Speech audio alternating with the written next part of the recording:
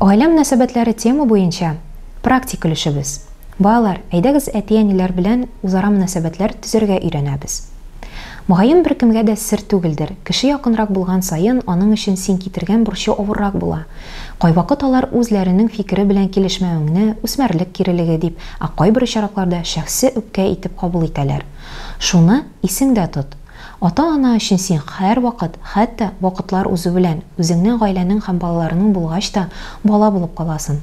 Әгәр әти-әниеңне сине яшәү рәвешен һәм әйләнә-тирәдәгеләреңнең дусларының канәгатьләндерми икән, бу мәсьәләдә катгый бәхәсләргә кертмәскә тырыш.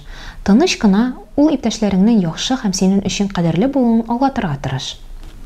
Әгәр конфликтны сәбәбе синең тәртибең аркасында икән, һичшиксез гафу үтен һәм үзеңә үзең бәлки минем әти-әни хаклыдыр дигән сорауны биреп кара. Исеңдә тот, гафу үтене каршы якның фикере белән тулысынча килешү түгел әле ул. Татулашу, кемнең хаклы, кемнең гаепле булуына карамастан, һәр ике якка да кирәк. Атаклы немец язучысы Гёте моның буенча түбәндәгеләрне язган: ике як ызгышканда, акылларыгы гаепле булып кала. Икенче төрле әйткәндә, конфликтны беренче булып җайларга тырышкан яки җиңүче булып чыга. Мондый хәлләр сезнең гаиләдә мөмкин кадәр сирәгрәк булсын өчен тырышырга кирәк.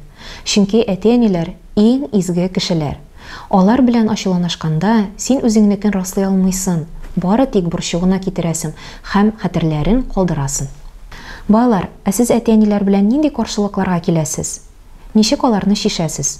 Онлайн дәресебезнең практик өлеше тамам, киләсе дәресләребезгә кадәр.